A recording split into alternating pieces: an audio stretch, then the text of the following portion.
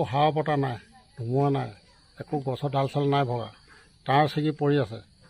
এই মানুহ মানে পথাৰলৈ যাবলৈ উঠি যাওঁতে ভৰিত লাগিলে, ভৰিত লাগি দেউতাকক ভৰিত লাগিলে, দেউতাকক এৰুৱাবলৈ যাওঁতে তাৰ মানে বুকুত লাগি গ'ল আৰু এই ল'ৰাটো মানে ঢুকালে।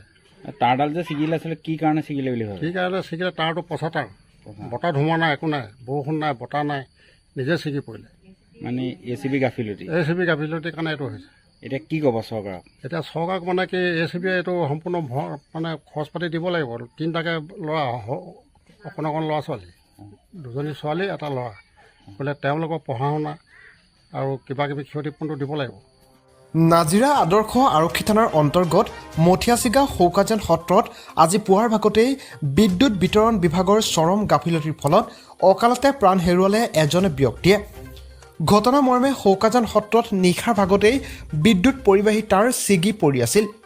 গুণকান্ত শইকীয়া নামৰ ব্যক্তিজনে পুৱা 4:30 বজাত পথাৰলৈ বুলি ওলাই যাওঁতে পদূলি মূৰত পৰি থকা বিদ্যুৎ পৰিবাহী তাঁৰডালত হঠাতে ভৰি পৰাত ছিটিকি পৰে। পিতৃৰ ভৰিত বিদ্যুৎ পৰিবাহী তাঁৰডাল লাগি থকাত এৰুৱাবলৈ যাওঁতে মুহূৰ্ততে দীপক শইকীয়াৰ বুকুত বিদ্যুৎ পৰিবাহী পুৰণি পচা তাঁৰডাল মেৰিয়াই ধৰে। লগে লগে অচেতন হৈ মাটিত ঢলি পৰা দীপক শইকীয়াক সংকটজনক অৱস্থাত জয়সাগৰস্থিত শিৱসাগৰ অসামৰিক চিকিৎসালয়লৈ নিয়ে যদিও চিকিৎসাৰ পূৰ্বে দীপক শইকীয়াৰ মৃত বুলি ঘোষণা কৰে চিকিৎসকে।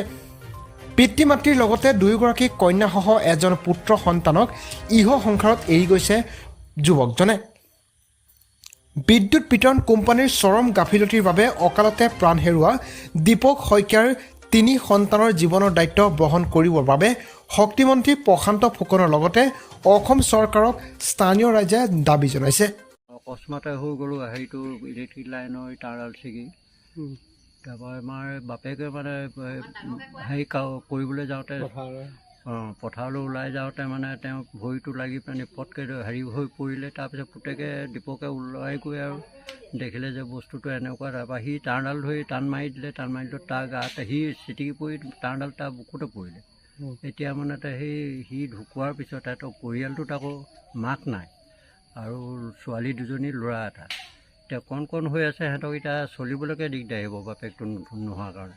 গতিকে চৰকাৰৰ ফালৰ পৰা কিবা এটা আৰ্থিক সাহাৰ্য দিয়ে নেকি, আমি সেইটোকে কামনা কৰিছোঁ। আৰু ঘটনাটো মানে কি হ'ল, ৰাতিপুৱা ঠিক 4:30 হৈছে, 4:30 বাজিছে আৰু এই ৰাতি মানে একো হাৱা বতাহ নাই, ধুমুহা নাই, একো গছৰ ডাল চাল নাই ভগা, তাঁৰ ছিগি পৰি আছে। এই মানুহ মানে পথাৰলৈ যাবলৈ উঠি যাওঁতে ভৰিত লাগিলে, ভৰিত লাগি দেউতাকক ভৰিত লাগিলে, দেউতাকক এৰুৱাবলৈ যাওঁতে তাৰ মানে বুকুত লাগি গ'ল আৰু এই ল'ৰাটো মানে ঢুকালে। কিমান বয়সৰ ল'ৰাটো? এটা তাৰ 42-43 বছৰ হৈছে। তাঁৰডাল যে ছিগিলে আছিলে কি কাৰণে ছিগিলে বুলি ভাবে? কি কাৰণে ছিগিলে? তাঁৰটো পচা তাঁৰ, বতাহ ধুমুহা নাই, একো নাই, বৰষুণ নাই, বতাহ নাই, নিজে ছিগি পৰিলে। মানে ACB গাফিলতি? ACB গাফিলতিৰ কাৰণে এইটো হৈছে। এতিয়া কি ক'ব চৰকাৰক? এতিয়া চৰকাৰক মানে কি ACB এইটো সম্পূৰ্ণ মানে খৰচ পাতি দিব লাগিব। তিনিটাকৈ ল'ৰা, অকণ অকণ ল'ৰা ছোৱালী, দুজনী ছোৱালী এটা ল'ৰা, বোলে তেওঁলোকৰ পঢ়া শুনা আৰু কিবা কিবি ক্ষতিপূৰণটো দিব লাগিব। কিমান বয়সৰ ল'ৰাজন? ল'ৰাজন হেৰি 43 বছৰ। ল'ৰাজন মৃত বুলি ক'ত গম পালে? ইয়াতে নে? নাই, আমি মেডিকেলত গম পাম। মেডিকেলত মৃত বুলি ঘোষণা সেইটো এতিয়া তাৰমানে তেওঁলোকে আগতে কাটিব লাগিছিলে এইখিনি গছ চছবোৰ। এতিয়া তাৰমানে ঢুকোৱাৰ পিছত আমি মেডিকেল নিয়াৰ পিছত তেওঁলোকে আহি ফটাফট তাঁৰ চাৰ এইবোৰ ডাল চালবোৰ কাটি কুটি মুকলি কৰি এতিয়া তাঁৰটো জইন কৰি থৈ গৈছে। এতিয়াহে ঠিক ঠাক কৰিছে? এতিয়াহে কৰিছে, আগত নাই কৰা। আগত আহে নাই মানুহ? আহি এনেই ডাল দুটামান ভাঙে, য'ত ত'ত এনে গুচি যায়। কিন্তু এতিয়া ডাল পৰি ভগা, চিগা নাই, আচলতে তাঁৰটো পচা, পুৰণি তাঁৰ হয়। বোলে বতাহ মাৰিলে ধোঁৱা ডাল পৰিলে ভাগি ছিগিলে, সেইটোও নাই, একো নাই, বতাহ বৰষুণ একো নাই, নিজে ছিগি পৰি আছে।